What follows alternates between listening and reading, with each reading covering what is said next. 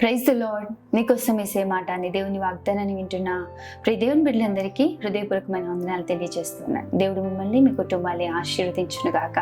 ఈ రోజంతా దేవుని తన సన్నిధిని మీకు తోడుగా చేయను గాక. ఈ రోజు దేవుడు మనకు అనుగ్రహిస్తున్న వాగ్దానము 68వ కీర్తన 28వ వచనము.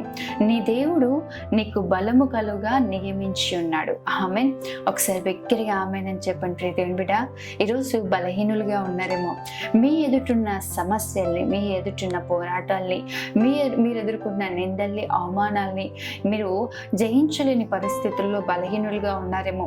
నిశ్చయంగా దేవుడు మనకు బలమును అనుగ్రహించే దేవుడు. యెహోవా తన ప్రజలకు బలమును అనుగ్రహిస్తాను అన్నాడు. ఈరోజు నువ్వు అనుకుంటుండొచ్చు, అమ్మో ఈ పరిస్థితి నేను జయించలేను, నా సామర్థ్యం సరిపోదు, నా శక్తి సరిపోదు, నా జ్ఞానం సరిపోదు, నాకున్నవో సరిపోవు అనుకుంటున్నావేమో. కానీ దేవుని బిడ్డ, దేవుడు నీకు సామర్థ్యాన్ని కలగచేస్తాడు. నీ ముందు అపవాది ఎంత భయంకరమైన పరిస్థితుల్ని పెట్టినా, ఎంత భయంకరమైన సమస్యలున్నా ప్రభువు నీకు బలము కలగచేస్తాడు. శారా తన గర్భం మృతతుల్యమైందంట, కానీ విశ్వసించిన దానిని బట్టి గర్భం ధరించుటకు తన శక్తిని పొందుకుందంట. నిజమే, ఈరోజు నీకు అసలు శక్తి లేదేమో, నీకు అసలు బలమే లేదేమో, నీ సామర్థ్యం సరిపోదేమో, ఆర్థికమైన పరిస్థితులు సరిపోవేమో, వాటన్నిటిని చూసి ఇంకా నేను నిలబడలేను, ఇంకా నేను చేయలేను, నేను సాధించలేను, ఇది కాదు, ఇది జరగదు అన్న పరిస్థితులు ఉన్నాయేమో. కానీ నిశ్చయంగా ప్రియ దేవుని బిడ్డ, నీ దేవుడు నీకు బలము కలగ చేస్తాడు.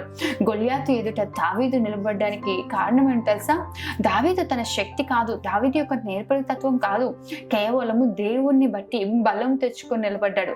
తద్వారా దేవుడు దావీదునికి బలము కలగ చేసి గొప్ప విజయాన్ని అనుగ్రహించాడు. ఈ రోజు కూడా ప్రియ దేవుని బిడ్డ, నీ ఎదుట అది ఎగ్జామ్సే కావచ్చు, నువ్వు ప్రిపేర్ అవుతున్న కాంపిటేటివ్ ఎగ్జామ్స్లోనే కావచ్చు, లేదంటే నీ ఉద్యోగంలోనే కావచ్చు, నీ చేతి పనిలోనే కావచ్చు, నీ కుటుంబంలోనే కావచ్చు, ఈ పరిస్థితి నేను జయించలేను, నా వల్ల కాదు, ఇది ఓవర్కమ్ చేయలేను అన్న పరిస్థితులు నీ జీవితంలో ఏదైనా ఉండొచ్చు. కానీ ఈరోజు ప్రభు నీతో వాగ్దానం చేస్తున్నాడు, నీ దేవుడు నీకు బలము కలగ నియమించి ఉన్నాడు. నిజమే, ప్రభు నీకు బలం కలగ నియమించున్నాడు. ప్రియ దేవుని బిడ్డ, దేశం యొక్క ఉన్నత స్థలముల మీద ఆయన నిన్ను నిలబెట్టాలనుకుంటున్నాడు. భూమిని నీకు స్వాస్యంగా ప్రభు ఇవ్వాలనుకుంటున్నాడు. కాబట్టి ధైర్యం తెచ్చుకో, దేవుని బట్టి బలం తెచ్చుకొని నిలబడు. గిద్యోను భయస్థుడే. ఎంతటి భయము అంటే దాచుకొని ఒక స్థలంలో దాచుకోనంట గోధుమలు దుల్ల కొడతా ఉన్నాడంట. అటువంటి భయం కలిగిన వ్యక్తిని దేవుడు పరాక్రమము గల బలార్జుడు అని పిలిచి గిద్యోను నిలబెట్టుకొని జయాన్ని అనుగ్రహించాడు ప్రభు. ఈరోజు నిజమే, నీకు శక్తి లేదు, నీకు భయమే, నువ్వు ముందుకెళ్ళి నిలబడలేవు, నువ్వు క్షయించలేవు. కానీ ప్రభువుని బట్టి ధైర్యం తెచ్చుకొని నిలబడు. దేవుడు నీకు బలము కలుగ నియమించి ఉన్నాడు. ఆమేన్. ప్రార్థన చేసుకుందాం. మహోన్నతుడు అయిన తండ్రి, సర్వశక్తిమంతుడైన దేవా, సర్వాధికారి, నీకే వందనాలు, స్తోత్రాలు ప్రభువా. ఈ ఉదయంలో మీరు మాకు ఇచ్చిన వాగ్దానాన్ని బట్టి వందనాలు. బిడ్డల్ని దీవించండి, నీ బలమునిచ్చి నడిపించండి, నీ కృపనిచ్చి నడిపించండి. వారు చేసిన ప్రతి పనుల్లో దీవెన కలగచేయండి, ఆశీర్వాదాన్ని కలగచేయండి, కృప వెంబడి కృపను అనుగ్రహించమని ప్రార్థిస్తున్నాం తండ్రి.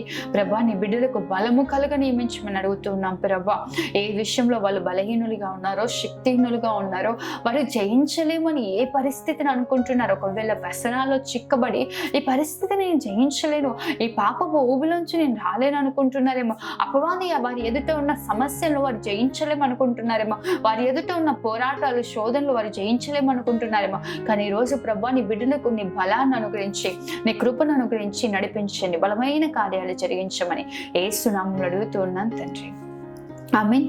దేవుడు నిశ్చయంగా మిమ్మల్ని, మీ కుటుంబాన్ని ఆశీర్వదించి బలపరిచి మిమ్మల్ని వాడుకొను గాక. ఆమేన్. God bless you.